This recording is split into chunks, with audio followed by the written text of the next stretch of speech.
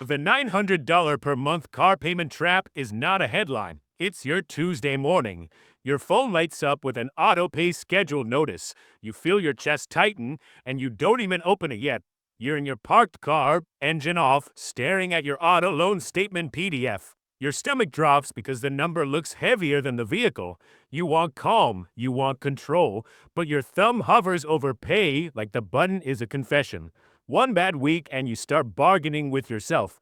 This isn't a car problem, it's a cash flow hostage situation. And the cruel part is, it feels normal because everyone around you calls monthly pain adulting.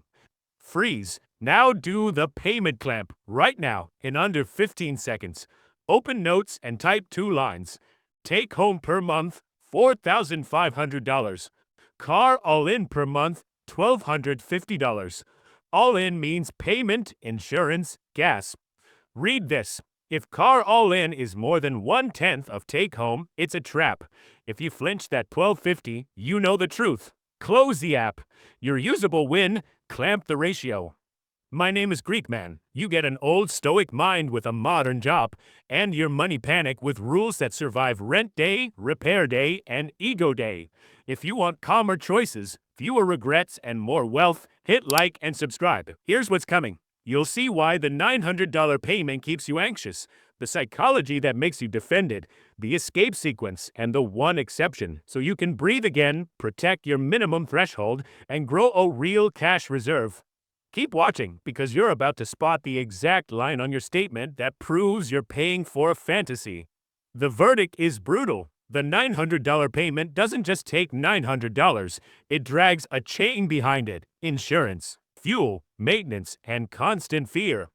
Pain 1, your chest tightens every time Autopay week shows up. Pain 2, your cash reserve never grows because the payment eats the month. Pain 3, you start saying no to life because one bill controls everything, and you hate that version of you. Stop. Pull up the auto loan statement PDF again. That statement is your signature proof object. It is not motivation, it is a contract. Contracts don't care about your intentions. Look for the line that says, total of payments. Circle it with your eyes. That number is the real price of your monthly decision.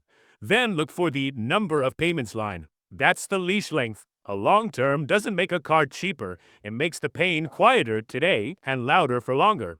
Now, notice the second chain. Your payment trains your week. You avoid small pleasures because you fear the big bill. You skip investing because you need flexibility. That $900 could have been buying shares every month while you slept. You tell yourself you'll build a cash reserve later after the car is handled, and then later never arrives because the car is always hungry. You do it wrong because you shop for a feeling, not a structure. You shop for the dopamine of approved. You shop for the status of pulling up in something new. You shop for the relief of the problem being handled. And then you wake up to Autopay and you realize you didn't buy a car, you bought a schedule. Most modern people think the trap is the sticker price, but the trap is the monthly obligation stacked on a thin month. Here's what's actually happening inside you.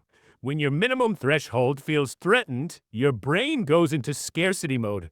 Scarcity mode makes you reactive. Reactive you doesn't plan. Reactive you patches. Reactive you says, I'll put groceries on the card just this month. Reactive you says, I'll skip saving just this month. Reactive you says, I can't think about this right now, and orders delivery because you want relief. That's not weakness, that's nervous system math. Your cash reserve is the antidote because it turns surprises into choices. Without a cash reserve, every tire issue feels like an identity crisis. With a cash reserve, it's annoying, but you stay calm and you stay in control. Your car decision gets better the moment your body stops believing every bill is a threat. One sentence of credibility, then we move. Average new car payments stayed high in 2025. Experian 2025, average new payment $748. Now you need 3 ugly minute scenes because this is where the payment trap is born. Ugly minute 1. You're in the dealership office and they ask, what monthly payment do you want? Your brain wants the discomfort to stop, so you answer, stop. That question is a trap door. If you answer it first, you just volunteered to be hypnotized. Ugly minute 2. You're home on Sunday night. You open your bank app. You see Autopay scheduled for tomorrow. Your stomach drops again. You start canceling future plans in your head before anyone even invited you. That is the payment owning your imagination. Ugly minute 3. You're scrolling social media and you see a friend's finally upgraded post. You feel envy, then pressure, and you start rationalizing a trade-in. Then you're on the highway behind a brand new lifted truck and you catch yourself thinking, maybe I'm the one falling behind. Close the app. Envy is expensive. Keep watching because you'll get the one sentence that shuts down upgrade pressure instantly. Okay, so watch this. The escape plan is not feel better, it's a sequence. You are going to lower pressure, rebuild slack, and then choose the right vehicle like an adult. Step 1. You stop shopping by payment. Dealers don't sell cars, they sell monthly payments. Payment shopping is a magician's distraction. You stare at the monthly number and ignore the total of payments line that's screaming at you. Your rule is simple. You only compare out the door price and car all-in per month written down next to the payment clamp. If the salesperson keeps dragging you to only this much a month, you walk. Walk. That's a pattern interrupt and a wealth move. Step 2. You protect your minimum threshold before you touch the loan. Your minimum threshold is the cash line that keeps your life stable. Rent, groceries, utilities, basic life, without forcing you into credit card survival.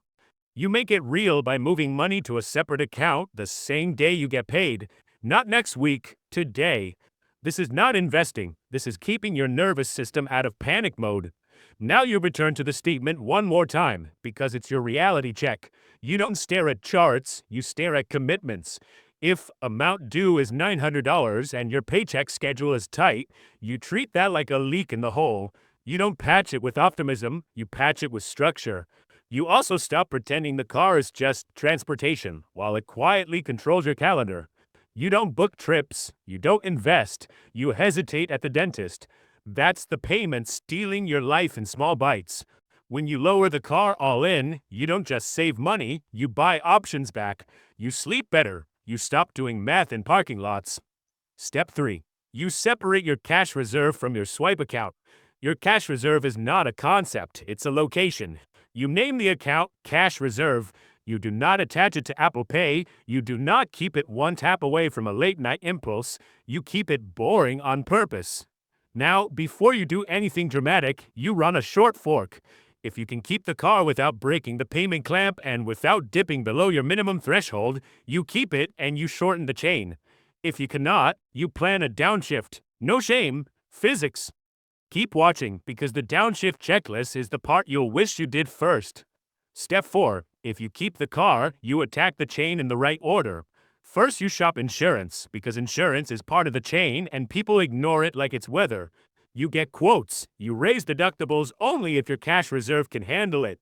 Then you look at refinance only if it lowers your monthly all-in in a meaningful way.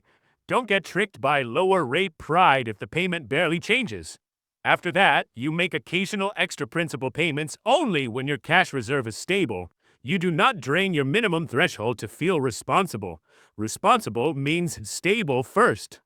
Step 5. If you must downshift, you do it like a stoic, not like a desperate person. You pick a mission car, boring reliability that protects your future. You get a pre-purchase inspection, you check service history, you avoid the new-to-you luxury trap that just replaces one chain with another. You plan the downshift on paper before you step into a lot. Here is your one ancient reference, short and concrete. In the Agora, you bargained with your coin pouch on the table, and if the price threatened household stores, you walked away, even if the seller laughed. Modern translation, you walk away from a payment that threatens your minimum threshold. Step 6. You rebuild your cash reserve to stop the relapse cycle.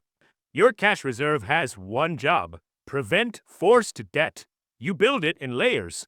First, 1 week of essentials, then 1 month of essentials.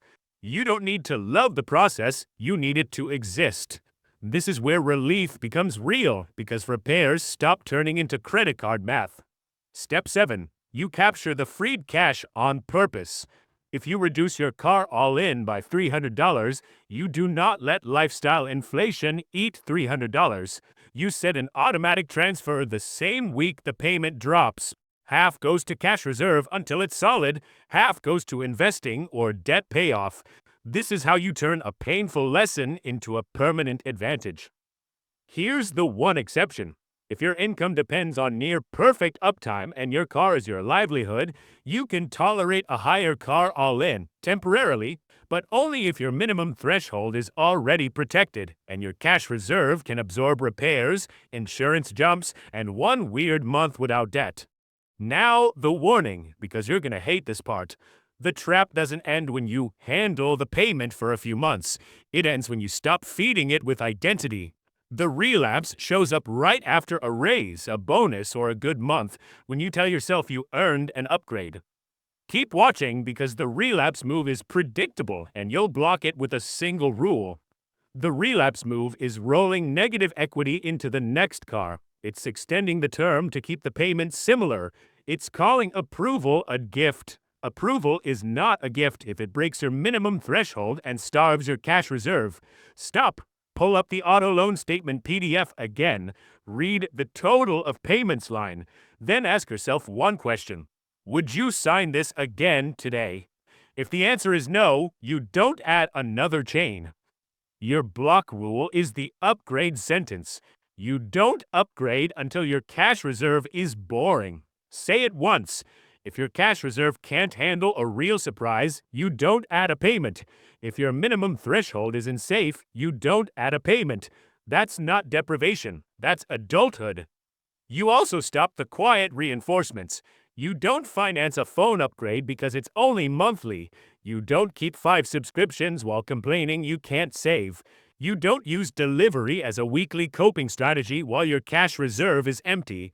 You cut one reoccurring charge every time you feel the urge to prove you're doing fine. Now, your recap, fast. You run the payment clamp. You protect your minimum threshold. You separate and grow your cash reserve. You stop shopping by payment. You use the fork to decide keep and attack versus downshift. You shop insurance and avoid draining stability. You capture freed cash with automation. You refuse negative equity relapse. You use the statement as proof, not shame.